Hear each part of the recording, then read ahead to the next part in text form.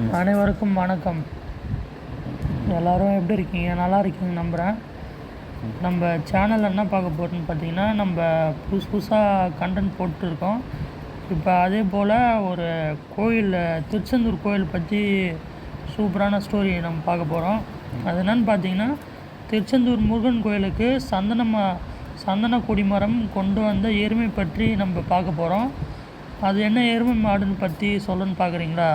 இப்போ நான் ஃபுல்லாக சொல்கிறேன், அதை கேட்டு தெரிஞ்சுக்கோங்க. இப்போ திருச்செந்தூர் முருகன் கோயிலுக்கு சந்தன கொடி மரம் கொண்டு வந்தது யார் பார்த்திங்கன்னா, ஒரு எருமை மாடு தான். அந்த எருமை மாடு பற்றி ஃபுல்லு கதையை இங்கே பார்க்க போகிறோம் நம்ம சேனலில். ஃபஸ்ட்டு பார்த்திங்கன்னா, திருச்சில்வாய் திருக்கோயிலில் 2 கொடிமரங்கள் இருப்பதை இன்றளவும் நம்மால் பார்க்க முடியும். அதில் ஒரு கொடிமரம் தங்கத்தால் ஆனது, மற்றொரு கொடிமரம் செம்பால் ஆனது. திருச்சில்வாய் ஆலயத்தில் நடக்கும் முக்கிய விழாக்கள் அனைத்திற்கும் மற்றும் பிரம்மோற்சவத்திற்கும் இந்த செம்பு கொடிமரத்தில் தான் கொடியேற்றி விழாவை தொடங்குவார்கள்.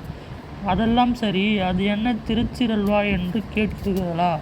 நக்கீரப்பெருமான் திருமுருகட்டா படையை ஏற்றும்போது திருச்செந்தூர் என்னும் இந்த தலத்தின் திருநாமம் திருச்சில்வாய் என்று தான் இருந்திருக்கிறது. அந்த பெயர் மருவியே இப்போது அனைவரும் திருச்செந்தூர் என்று தற்போது அழைக்கப்படுகிறது. பாண்டிய மன்னன் ஒருவன் தன் மகளுக்கு ஏற்பட்ட குறை நீங்குவதற்காக இந்த திருச்செந்தூர் ஆலயத்திற்கு அந்த செம்பு கொடி மரத்தை வழங்கி முருகப்பெருமானை வணங்கி இருக்கிறான். அதன் பிறகு அவனுடைய மகளுடைய குறை தீர்ந்தது என்று சொல்லப்படுகிறது. காலப்போக்கில் அந்த கொடிமரம் இன்று பழுதாகி இருந்தது. அதனால் கொடிமரம் கொடியேற்றும் திருநாள் வரும் முன்பாகவே தரையில் விழுந்துவிட்டது. பழுந்தடைந்து போய்விடுகிறது அந்த கொடிமரம். இதன் காரணமாக திருவிழா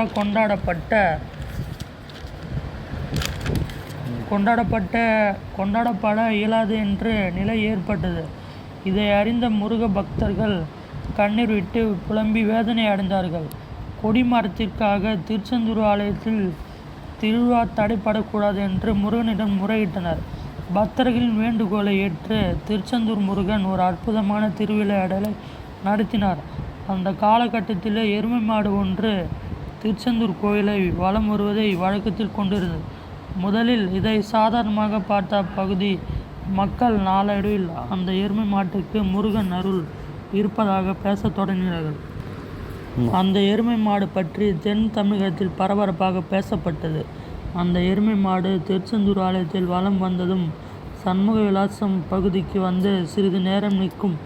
அந்த சமயத்தில் அந்த எருமை மாட்டின் கண்களிலிருந்து ஆனந்த கண்ணீர் பெருகி வழிந்தோடும். எருமை எதற்காக ஆனந்த கண்ணீர் விடுகிறது என்பது அப்பொழுதெல்லாம் பக்தர்களுக்கு புரியாத புதிராக இருந்தது. ஆனால் ஒன்று மட்டும் பக்தர்களுக்கு உறுதியாக தெரிந்தது. திருச்செந்தூர் ஆலயத்தை குறிப்பிட்ட நேரத்தில் தவறாமல் வலம் வருவதன் மூலம் அந்த எருமை மாடு சக்தி வாய்ந்ததாக இருக்கும் என்பதை உறுதியாக நம்பினார்கள். திருச்செந்தூர் ஆலயத்துக்கு வந்த முருக பக்தர்கள் அனைவரும் அந்த எருமை மாட்டின் அதிசயத்தை கண்டு அந்த எருமை மாட்டை வணங்கத் தொடங்கினார்கள்.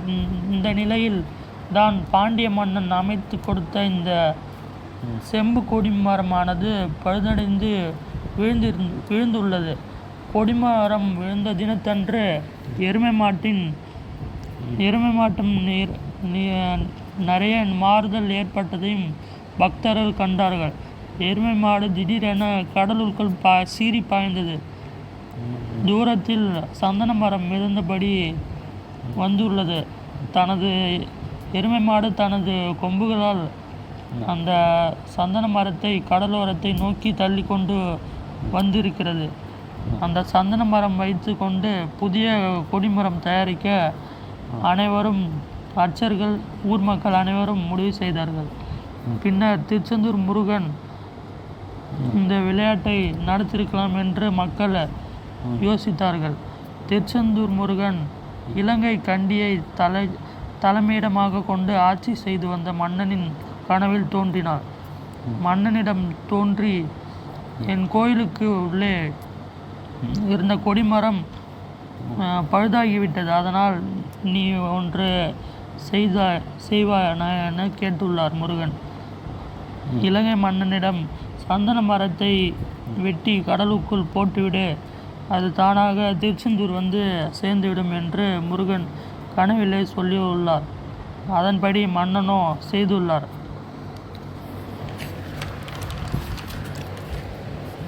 அந்த மன்னன் இலங்கையிலிருந்து சந்தன மரம் வெட்டி கடலில் போட்டு விட்டார்.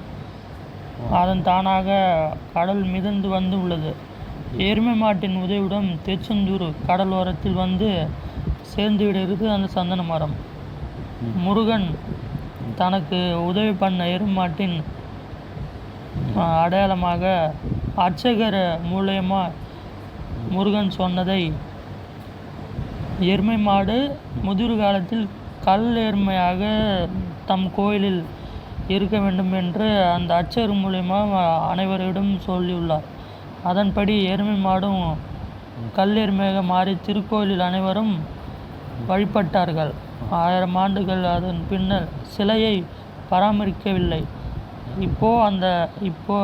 இப்போ அப்புறம் அந்த கல்லை நம்மால் பார்க்க இயலாது. இதுவே அந்த எருமை மாட்டின் சிறப்பு பயன் அல்ல, முருகனின் தீவிர பக்தர்னு சொல்லலாம். இதே போல் புது புது கண்டென்ட் நம்ம சேனலில் வந்துகிட்டே இருக்கோம். நீங்களும் தொடர்ந்து சப்போர்ட் பண்ணுங்கள். இதே போல் நிறையா புதுவிதமான ஹிஸ்ட்ரியோ, கோவிலோட ஹிஸ்ட்ரி உங்களுக்கு தெரியாது எல்லாமே வரும். எல்லாருமே கேட்டு தெரிஞ்சுக்கோங்க. எல்லாருமே ஷேர் பண்ணுங்கள்.